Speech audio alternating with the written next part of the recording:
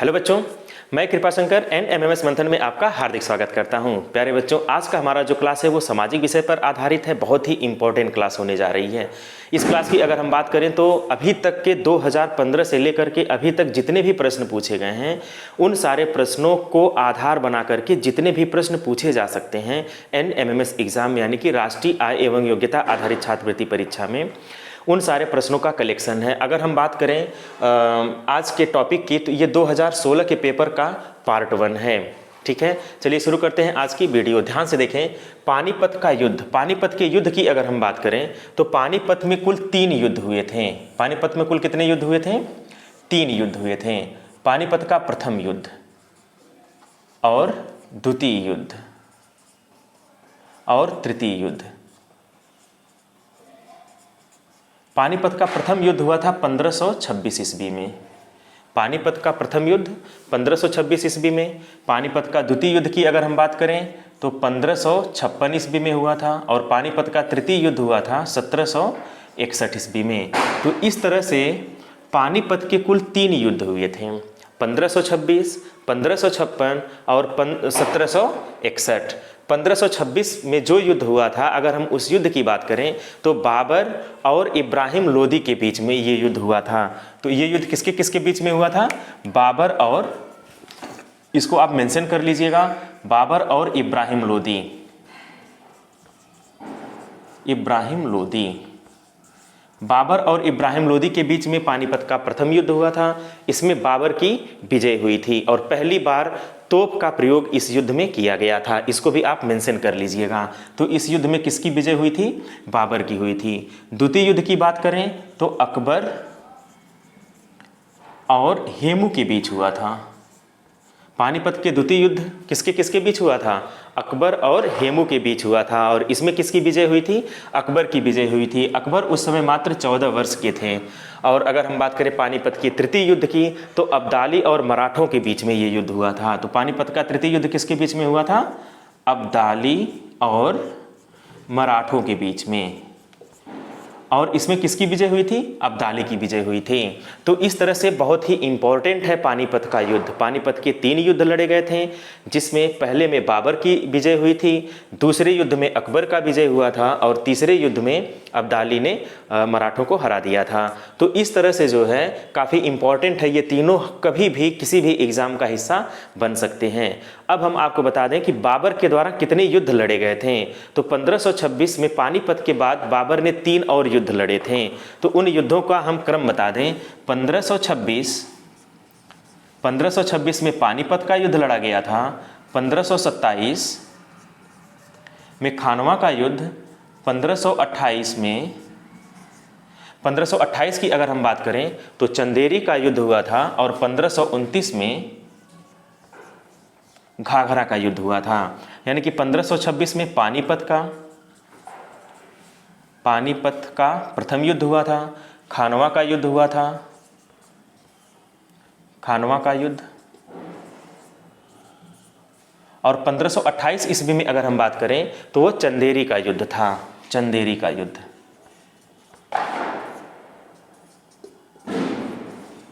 और 1529 में घाघरा नदी के किनारे युद्ध हुआ था, घाघरा का युद्ध, जिसे घाघरा के युद्ध के नाम से ये फेमस है, पानीपत का युद्ध। अब आप ध्यान से देखें, इसे याद कैसे किया जाए। याद करने का भी हम आपको तरीका बता दे रहे हैं। सबसे पहले अगर आप किसी के घर जाते हैं तो आप पानी पीते हैं, फिर खाना खाते हैं, ठीक है। अगर आपको देर होने लगती है तो फिर आप कहते हैं कि हमें घर जाना है। बस इतना सा अगर बात आपको याद है, पानी पिया,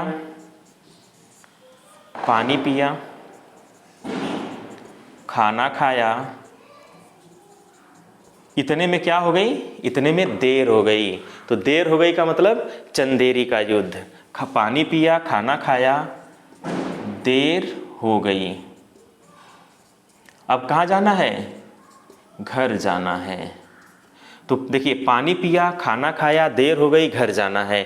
पानी से पानीपत का युद्ध, खाना से खानवा का युद्ध, देर से देरी, देरी हो गई, इसका मतलब चंदेरी का युद्ध। कितना आसान है, आप बहुत ही इजी वे में आप इससे कोरिलेट कर सकते हैं। अगर आप कोरिलेट करके पढ़ते हैं किसी चीज़ को तो आप आसानी से उसे समझ जाएंगे। घर जाना, घर जाना का मतलब ये हो गया घर से घाघरा का युद्ध, आप ऐसे याद कर लेंगे। तो बहुत ही सिंपल है, पानी पिया, खाना खाया, देर हो गई और घर गया। कोई भी व्यक्ति पहले पानी पीता यानी कि पानीपत से, पानी पिया से पानीपत का युद्ध आप समझ जाइएगा, खाना से खानवा का युद्ध, ठीक, देरी से चंदेरी और देर हो गई इसका मतलब घर जाना है तो घर से घाघरा। अब इसका क्रम भी याद रखना बहुत आसान है, एक एक साल का डिफरेंस है। जैसे 1526, 1527, 1528, 1529, ये सब युद्ध किसके द्वारा लड़े गए थे? ये सारे युद्ध बाबर के द्वारा लड़े गए थे। अब बाबर किसको हराया था? तो 1526 में जैसा कि मैं पहले ही जिक्र कर दिया कि ये इब्राहिम लोदी को हराया था। 1527 में बाबर ने किसको हराया था? तो राणा सांगा को हराया था। तो इसको नोट कर लीजिएगा, राणा सांगा। दूसरे युद्ध में किसको हराया था? राणा सांगा को। चंदेरी के युद्ध में किसको हराया था? राजपूतों को हराया था। तो चंदेरी के युद्ध में बाबर ने किसको हराया था? राजपूतों को हरा दिया था। और घाघरा के युद्ध में किसको हराया था? अगर हम घाघरा के युद्ध की बात करें तो अफगानों को हराया था। अफगानों को, आराम से इसे लिख लीजिए, अफगानों को हराया था। ठीक है, तो 1529 ईस्वी में घाघरा के युद्ध में बाबर ने अफगानों को हरा दिया था। और बाबर ने पहली बार मुगल वंश की स्थापना की। बाबर का जो पुत्र था वो हुमायूं था। हुमायूं भी कई सारे युद्ध लड़े थे। किससे लड़े थे? शेर शाह सूरी से। अगर हम हुमायूं की बात करें तो आप ध्यान से देखें, चौसा का युद्ध बहुत ही इंपॉर्टेंट युद्ध है। चौसा का युद्ध, इसको भी आप मेंशन कर लीजिए। इस तरह के जितने भी इंपॉर्टेंट युद्ध हैं हम आपको आज बता दे रहे हैं। चौसा के युद्ध की बात करें तो ये 1539 ईस्वी में लड़ा गया था। चौसा का युद्ध कब लड़ा गया था? 1539 ईस्वी में। किसके किसके बीच में ये युद्ध हुआ था? चौसा का युद्ध हुमायूं के बीच में। हुमायूं कौन है? बाबर का लड़का। और किसके बीच में हुआ था? शेर शाह सूरी के बीच में। हुमायूं और शेर शाह सूरी के बीच में चौसा का युद्ध लड़ा गया था। इसमें जो विजयी कौन हुआ था? शेर शाह सूरी इसमें विजयी हुआ था। शेर शाह सूरी जो है हुमायूं को पराजित कर दिया था। इसके बाद जो है चौसा के युद्ध के बाद विलग्राम का युद्ध हुआ था। विलग्राम यानी कि कन्नौज के पास है ये विलग्राम का युद्ध। अगर हम बात करें विलग्राम के युद्ध की यानी कि कन्नौज के युद्ध के नाम से भी ये फेमस है,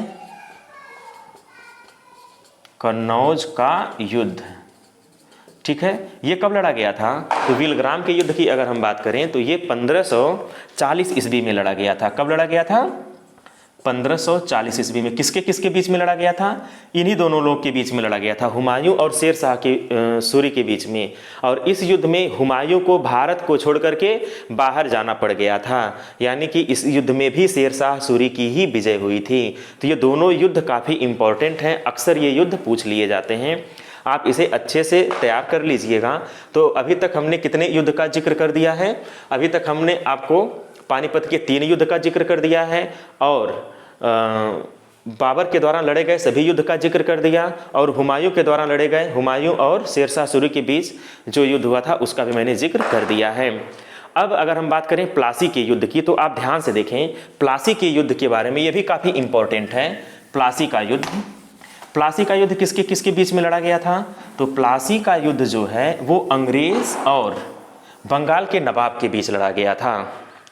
अंग्रेजी सेना और, पहले तो आप प्लासी समझिए, प्लासी एक स्थान है। प्लासी का युद्ध बहुत ही इंपॉर्टेंट है। प्लासी का युद्ध कब लड़ा गया था? अक्सर ये क्वेश्चन पूछा जाता है, प्लासी का युद्ध कब हुआ था? तो प्लासी का युद्ध हुआ था 1757 ईस्वी में। ठीक है, किसके किसके बीच में हुआ था? अंग्रेज और बंगाल के नवाब।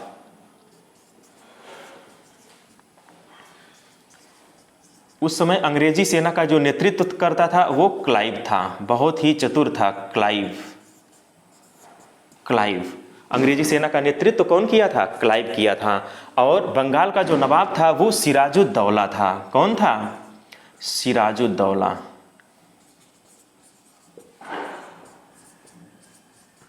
ठीक है, बंगाल का नवाब कौन था? सिराजुद्दौला। तो इन्हीं के बीच में ये युद्ध हुआ था और क्लाइव जो है इसमें विजयी हुआ था। इसमें विजयी कौन हुआ था? क्लाइव, यानी अंग्रेजों की जीत हो गई थी। क्लाइव ने एक षड्यंत्र के माध्यम से सिराजुद्दौला को हरा दिया था। सिराजुद्दौला का जो सेनापति था उसका नाम था मीर जाफर। इसका जो सेनापति था, इसका नाम क्या था? मीर जाफर नाम था। मीर जाफर। मीर जाफर को बंगाल का नवाब बना दिया गया। तो इस समय मीर जाफर क्या हो गया? बंगाल का नवाब घोषित कर दिया गया था। कुछ समय बीतने के बाद मीर जाफर को मीर कासिम ने पदच्युत करवा दिया अंग्रेजों से मिल करके। मीर कासिम जो मीर जाफर का दामाद था वो अंग्रेजों से मिल गया और फिर मीर जाफर को नवाब के पद से हटा करके स्वयं नवाब बन गया। तो मीर जाफर का दामाद, इसका क्या नाम था? मीर कासिम। मीर कासिम। मीर कासिम जो है ये बंगाल का नवाब कौन बन जाता है? फिर मीर कासिम बन जाता है। और मीर कासिम ने कहा कि हम इससे ज़्यादा रियायत आपको दे देंगे। अंग्रेज़ों से कहा कि मीर जाफ़र की तुलना में हम काफ़ी रियायत देंगे, इसलिए मुझे बंगाल का नवाब बना दिया जाए। तो अंग्रेज़ों ने ऐसा ही किया था, मीर जाफ़र को हटा करके मीर कासिम को नवाब बना दिया। लेकिन इससे मीर कासिम जो है काफ़ी बुद्धिमानी से काम किया और जो रियायत देने की बात कही थी शुरुआत में तो रियायत दिया, लेकिन बाद में रियायत नहीं दिया था। इस वजह से अंग्रेज़ मीर कासिम से काफ़ी नाखुश थे और मीर कासिम को हटाने का प्रयत्न कर रहे थे। तो एक ऐसा समय आया जब बक्सर का युद्ध हुआ। तो बक्सर के युद्ध के समय मीर कासिम को हटा करके फिर मीर जाफ़र को गद्दी पर बैठा दिया गया था। तो एक और युद्ध होता है बक्सर का युद्ध। तो बक्सर के युद्ध की अगर हम बात करें,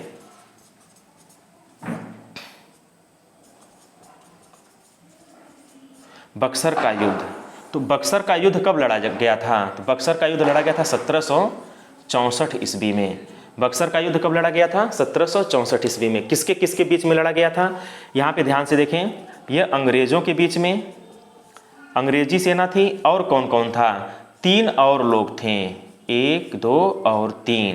पहला तो यही था, मीर कासिम था, मीर कासिम। दूसरे नंबर पर मीर कासिम चला गया था अवध के नवाब के पास, हाँ, शुजाउद्दौला के पास। तो शुजाउद्दौला भी इस युद्ध में शामिल था। शुजाउद्दौला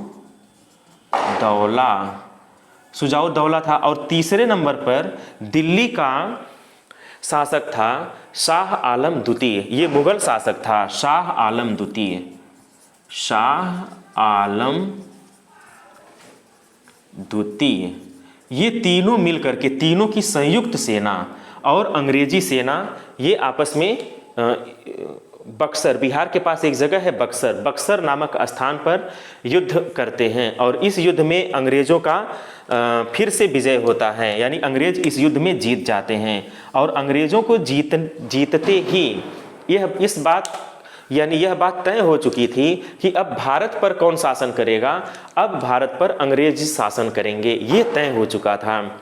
यानी कि अंग्रेज़ों का वर्चस्व दिन प्रतिदिन बढ़ता गया। इस युद्ध के बाद अंग्रेज़ों के जो कदम थे वो फिर पीछे नहीं हटे और उनका जो कॉन्फिडेंस था, आत्मबल था, वो बढ़ गया था। तो इस तरह से प्लासी के युद्ध में अंग्रेज़ों के लिए नींव पड़ी थी और बक्सर के युद्ध ने यह तय कर दिया था कि अब भारत पर शासन अंग्रेज़ करेंगे और कोई भी दूसरा भारत पर शासन करने योग्य नहीं है।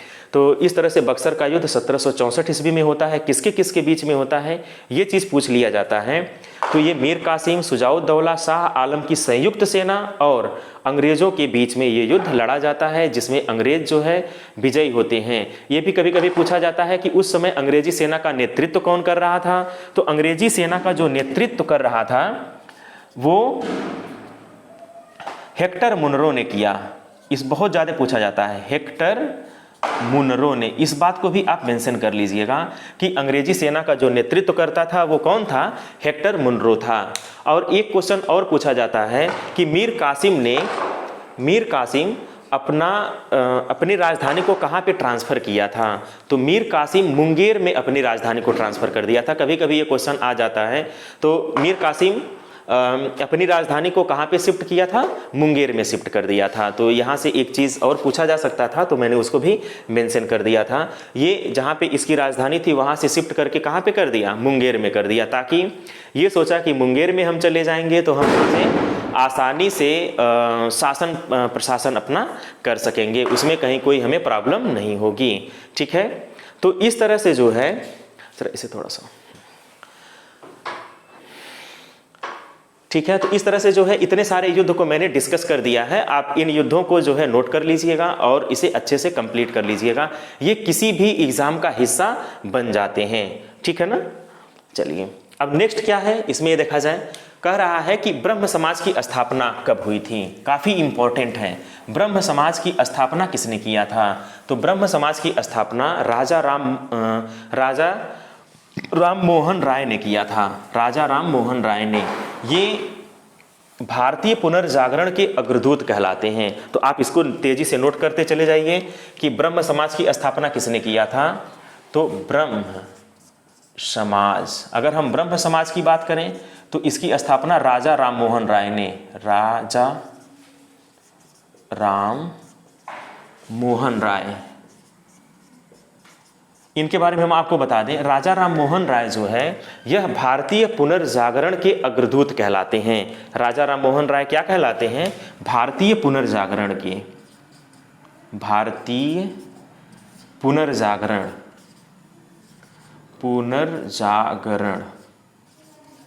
भारतीय पुनर्जागरण के अग्रदूत। कई बार ये क्वेश्चन आया हुआ है, अग्रदूत। तो भारतीय पुनर्जागरण के अग्रदूत कौन कहलाते हैं? राजा राम मोहन राय। आप इन्हें आधुनिक भारत का पिता भी कह सकते हैं। तो आधुनिक भारत का पिता कौन है? राजा राम मोहन राय, या फिर भारतीय पुनर्जागरण के अग्रदूत। ठीक है, ब्रह्म समाज की स्थापना राजा राम मोहन राय। आर्य समाज की स्थापना किसने किया था? यह भी क्वेश्चन कई बार पूछा हुआ है कि आर्य समाज की स्थापना कौन किया था? तो आर्य समाज की अगर हम बात करें तो आर्य समाज की स्थापना किसने किया था? तो दयानंद सरस्वती, दयानंद सरस्वती। आर्य समाज की स्थापना किसने किया था? दयानंद सरस्वती। इन्हें भारत के पुनर्जागरण काल का मार्टिन लूथर कहा जाता है। तो भारत का मार्टिन लूथर कौन है? Martin Luther. इनको क्या नाम दिया गया? Martin Luther. इसको भी आप मेंशन कर लीजिएगा, मार्टिन लूथर। तो भारत का मार्टिन लूथर कौन है? दयानंद सरस्वती। या ऐसे भी कह सकता है कि भारतीय पुनर्जागरण के मार्टिन लूथर कौन है? तो भारतीय पुनर्जागरण के मार्टिन लूथर दयानंद सरस्वती हैं, जो आर्य समाज की स्थापना जिन्होंने किया था। तो काफ़ी इंपॉर्टेंट हो जाता है यहाँ से ये क्वेश्चन। इसके बाद आता है प्रार्थना समाज। अगर हम बात करें प्रार्थना समाज की, प्रार्थना समाज, ये सब क्वेश्चन पूछे हुए क्वेश्चन हैं। जितना मैं बता रहा हूँ सारे क्वेश्चंस किसी न किसी सन में ये क्वेश्चन आए हुए हैं, इसलिए बहुत ही इंपॉर्टेंट हैं। प्रार्थना समाज की अगर हम बात करें तो आत्मा राम पांडुरंग ने प्रार्थना समाज की स्थापना किया था। कौन किया था? आत्मा राम पांडुरंग, इसको नोट कर लीजिएगा। आत्मा राम पांडुरंग ने प्रार्थना समाज की स्थापना किया था। अगर हम बात करें वेद समाज की किसने स्थापना किया था, तो इसको भी मेंशन कर लीजिए। वेद समाज की स्थापना धरालू नायडू ने किया था। धरालू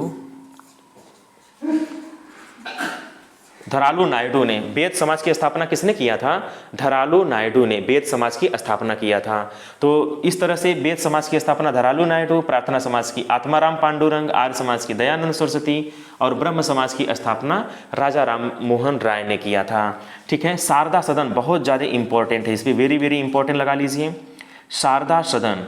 तो शारदा सदन की अगर हम बात करें, शारदा सदन की स्थापना किसने किया था? तो पंडिता रमाबाई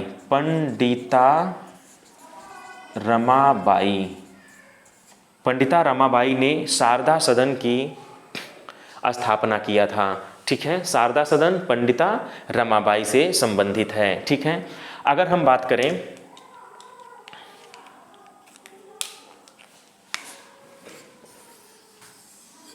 ठीक है, अगर हम बात करें आर्य महिला सभा की, आर्य महिला सभा शारदा सदन अथवा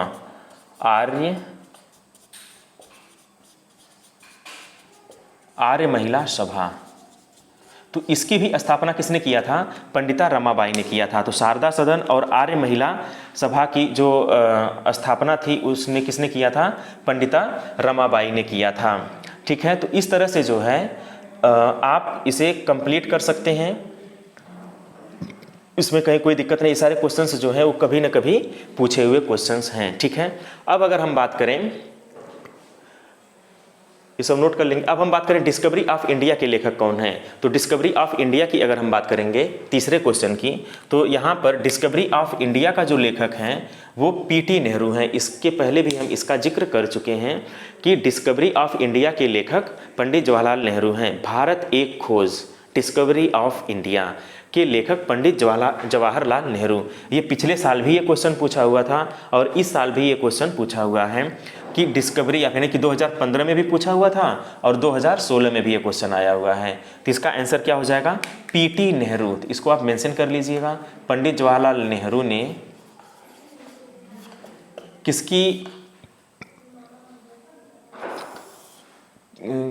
किस बुक को लिखा था? Discovery of India. ताजमहल का निर्माण किसने करवाया था? बहुत ही फेमस क्वेश्चन है ये। क्वेश्चन सबको पता है कि ताजमहल का निर्माण किसने करवाया था? शाहजहां ने करवाया था। तो ताजमहल का निर्माण किसने करवाया था? शाहजहां ने। तो इसको नोट कर लीजिएगा, शाहजहां। ताजमहल का निर्माण किसने करवाया था? शाहजहां ने करवाया था। अब यहाँ पे आप देखिए कौन सा जोड़ा अशुद्ध है, मतलब कौन सा जोड़ा सही नहीं है।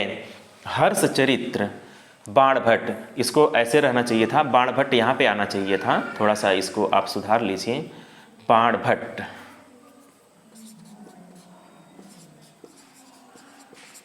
बाणभट्ट, हर्षचरित्र। अगर हम बात करें हर्षचरित्र के लेखक कौन हैं, तो हर्षचरित्र के लेखक जो है बाणभट्ट हैं। ये बिल्कुल सही है कि हर्षचरित्र का लेखक कौन है? बाणभट्ट हैं। अभिज्ञान शाकुंतलम के लेखक कौन हैं? कालिदास। महाकवि कालिदास अभिज्ञान शाकुंतलम के लेखक हैं। राजतरंगिणी की अगर हम बात करें तो उसके लेखक कौन हैं? कल्हड़ हैं। राजतरंगिणी के लेखक कौन हैं? कल्हड़। और ध्यान से देखें,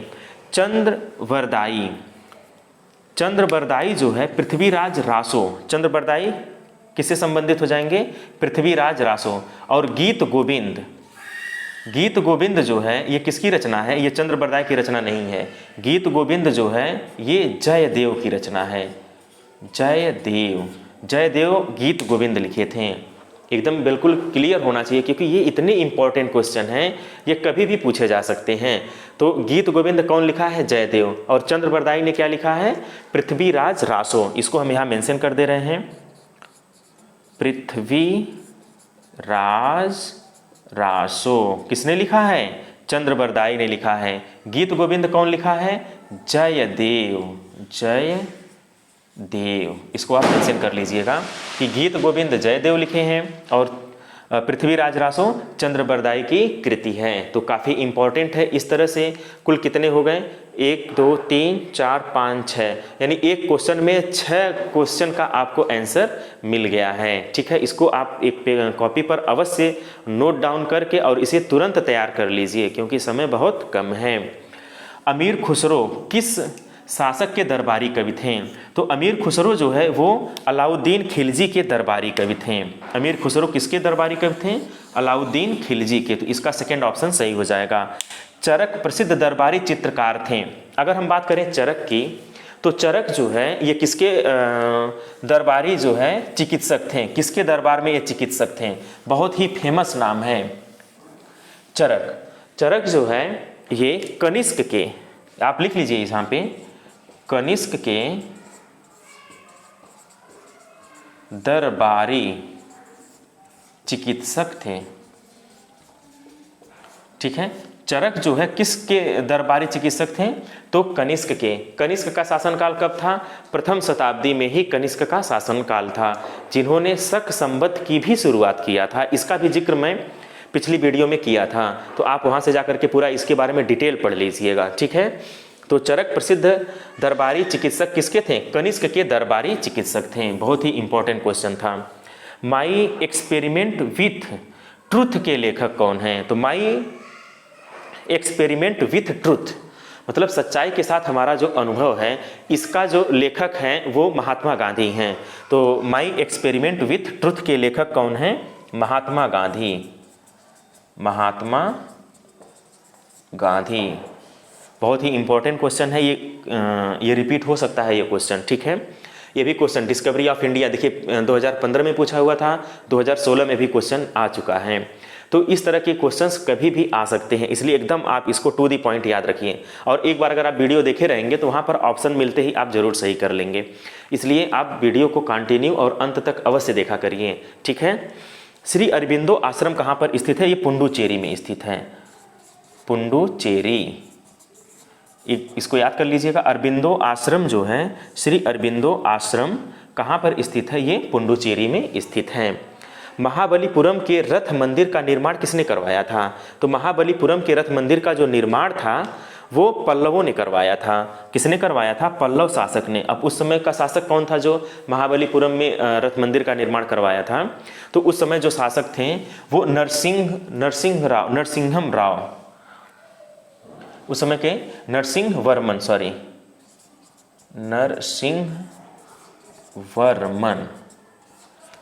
वर्मन ये पल्लव शासक थे। तो जिन्होंने 7वीं और 8वीं शताब्दी में महाबलीपुरम के रथ मंदिर का निर्माण करवाया था, 7वीं 8वीं शताब्दी में ही। कौन सा शासक थे? उस शासक का क्या नाम था? नरसिंह वर्मन, ठीक है ना। ये पल्लव शासक थे। तो बस इसका कौन सा ऑप्शन सही हो जाएगा? इसका फर्स्ट ऑप्शन सही हो जाएगा, ठीक है। तो इस तरह से जो है 2016 में इतने प्रश्न पूछे हुए थे पार्ट 1 में। अगर हम बात करें पार्ट 2 की, तो पार्ट 2 इसके जस्ट बाद आएगा। आप पहले पार्ट 1 को खूब अच्छे से देख लीजिएगा, उसके बाद फिर आप पार्ट 2 को देखिएगा। तो इस तरह से 2016 का पूरा पेपर कंप्लीट हो जाएगा। इसके बाद एक और वीडियो आएगी 2016 के पेपर का, आप उसे भी कंटिन्यू करिएगा। और चलते चलते आप एक प्रश्न का मेरे आंसर करिए कि अंतर्राष्ट्रीय न्यायालय कहाँ पर स्थित है, या अंतर्राष्ट्रीय न्यायालय का जो मुख्यालय है वो कहाँ पे है, ठीक है, और किस देश में है। तो इस तरह से आप अंतर्राष्ट्रीय न्यायालय के मुख्यालय के बारे में आप हमें कमेंट बॉक्स में आंसर करेंगे। अगर हमारी वीडियो आपको अच्छी लगी हो तो आप हमारे चैनल को अवश्य सब्सक्राइब करें, लाइक करें और बेल आइकन को प्रेस अवश्य कर दें, ताकि हमारा इस तरह का जितना भी नोटिफिकेशन है वो आपको आसानी से आप तक प्राप्त होता रहे। Okay, thank you.